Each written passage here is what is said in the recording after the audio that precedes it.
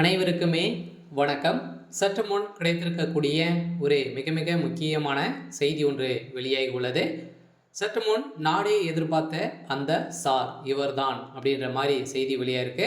So அவருக்கு வந்து பார்த்தீங்கன்னா நீதிமன்றம் தகுந்த ஆதாரத்தோடு சிக்கிய சம்பவத்தினால தான் இப்போ அவருக்கு வந்து பார்த்தீங்கன்னா நீதிமன்றம் இறுதி தீர்ப்பு வழங்கியிருக்கக்கூடிய சூழ்நிலையில் இப்போ மக்கள் அனைவருமே பெண்கள் அனைவருமே இவருக்கு எதிர்ப்புகள் வந்து வந்திருக்கக்கூடிய நிலையில் தான் வந்து பார்த்தீங்கன்னா இப்போ மாணவிகள் அனைவருமே செருப்பு அடி பெண்கள் கொடுத்ததாக இப்போ பெண்கள் ஆவேசப்பட்டு இருக்கக்கூடிய நிலையில் தான் பார்த்தீங்கன்னா அவர் மீது வந்து செருப்பு வீசியும் அவர்களை அழுத்தியும் கேலி பண்ணியிருக்கக்கூடிய சூழ்நிலையில் தான் இப்போ அதிரடியாக ஸோ நாடியே எதிர்பார்த்த அந்த சார் வந்து சிக்கியிருக்காரு.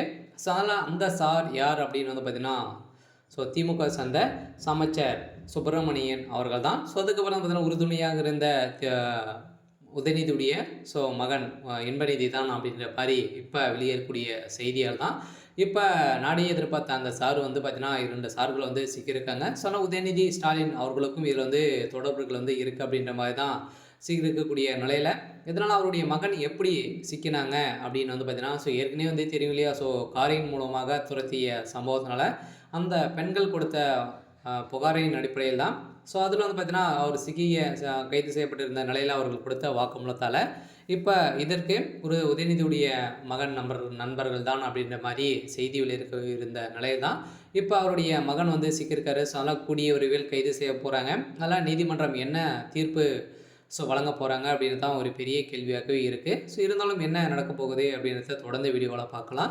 ஸோ அதுக்கு முன்னாடியே நம்ம சேனலுக்கு வந்து இப்போ தான் நீங்கள் முதல் முறையாக வந்திருக்கீங்க அப்படின்னா மறக்காமல் நம்மளுடைய சேனலை சப்ஸ்கிரைப் பண்ணி சப்போர்ட் பண்ணுங்கள். ஸோ வாங்க வீடியோக்குள்ளே போகலாம். ஸோ அனைவருமே ஸோ அந்த சார் யார் அப்படின்ட்டு தான் அப்படி வந்து பார்த்திங்கன்னா அனைத்து ஊடகங்களுமே ஸோ கேள்விக்குறியாக வச்சுருந்தாங்க.